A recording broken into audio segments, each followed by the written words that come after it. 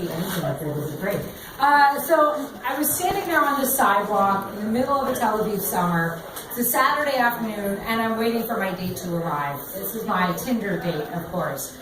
And we'd arranged for an afternoon beach date.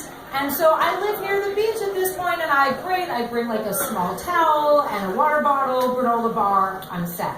Because I figure everywhere we go is going to have shade, seating, food, the whole deal. So the first surprise is that my date shows up not on foot, as one might expect, but in a car. More surprising is that I get into the car, which is something I would never do here in the States. But since I'm already living in Tel Aviv, I've quit my job, I've moved to Israel with no prospect for a job upon my return, I kind of decided my regular rules and conventions are sort of out the window, and I get in and we start driving. He tells me the beaches in Tel Aviv are way too crowded on a Saturday. I'm taking you to a great place. Right. You guys know where this is going, maybe. So we drive through the northern end of town and start getting onto the highway. Now, I start to do that like quick mental calculus that particularly the women here know to do. Like, can I open up this car door and roll out, and how much would that hurt? Would it hurt more than whatever is possibly waiting for me wherever this guy is taking me? Is he a serial killer? Am I being a paranoid American? I don't know what's happening. But before I can go into like full tilt neurotic, he asks me about a scar that I have on my shin, which leads to like this whole CrossFit discussion. And I kind of get distracted and we just keep driving. A few minutes later, my date announces our destination. The beach at Kibbutz Gash.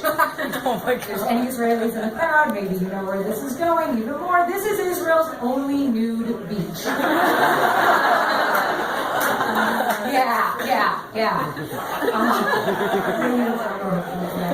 Yeah, just happened. So again, like I probably should have been freaking out, but like it's become pretty obvious by this point in the date, which is 15 minutes in, that like he's not a serial killer. He's just really probably very awkward and thinks that like taking a girl to a nude beach on a blind date is like his best chance perhaps at seeing naked women. And like he'd maybe watch like the Naked Man episode on How I Met Your Mother if too many times, and didn't see it as parody but took it as like a viable dating strategy.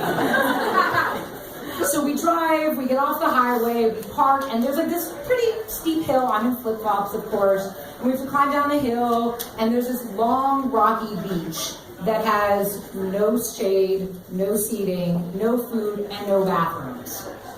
Keep all this in your head for later. So he was right, it was not crowded. There was, however, a woman that we passed toward the very beginning who has like very obvious breast implants, and he feels the need to comment like, "Welcome to Silicon Valley, haha." Total face palm. I can't even. And the beach is like really rocky, and we're walking, and finally like we have to stop. Like this is where we're committing.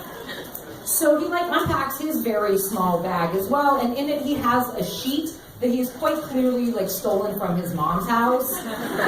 And he tries to like scrounge up some driftwood to make like a shelter of some kind due to the aforementioned absence of shade. Also, I should, you might know by now that Israel's beaches don't have a lot of vegetation in July, so there isn't really any wood to put this all together. So, and I'm not sure if he thought that maybe under like a 2-foot shelter I would take my top off. I should also mention, at no point during this adventure do I take my top off or my bottoms, and thank God neither does he. So we're hanging out on the beach, and the water is full of jellyfish, which means that now there's like none of the aforementioned amenities, and like I can't even really go swimming. He does, however, offer that were I to go in the water and get stung, he would pee on me. Apparently the phrase golden showers exists in Israel, for any of you who needed to know. And so I kind of like resigned myself to just this like very hot day and the book I was reading, and to sit there and think, how long do I need to stay here before I can kind of like invent an excuse to leave and not be like a total bitch in the process. So at some point in the proceedings, this like very naked, very tan, 50-something guy comes up and offers me some coffee that he made on his camp stove with his buddies. And the coffee has this like spice in it, this stuff in it called hawaj, which I had never heard of. I was like, is this like some weird date rapey drug? No, it's this delicious Yemeni spice blend. It has cardamom, it's great off the bobs, highly recommend. I take the coffee and I drink it and just sort of I'm like, okay, great, how much longer do I have to do this?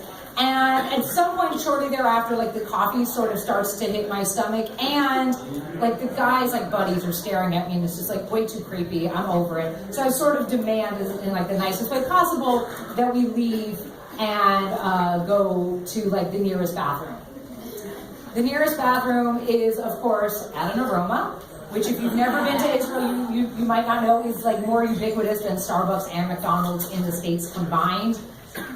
And finally, I'm indoors, there's air conditioning, there's a delicious sandwich, and I get to like just sort of pause for a moment of reflection, partly to like avoid talking to my date, and partly because like I'm deep and shit.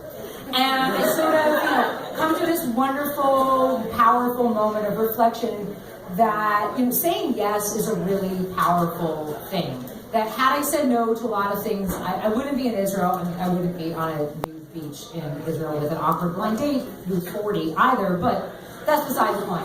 But that, really saying yes can lead to just such amazing things, and that even though my experiences on Tinder in Israel did not lead to true love, or even as much Hebrew practice as I had kept telling myself it would, it really did teach me that everything you survive has the potential to become a great story.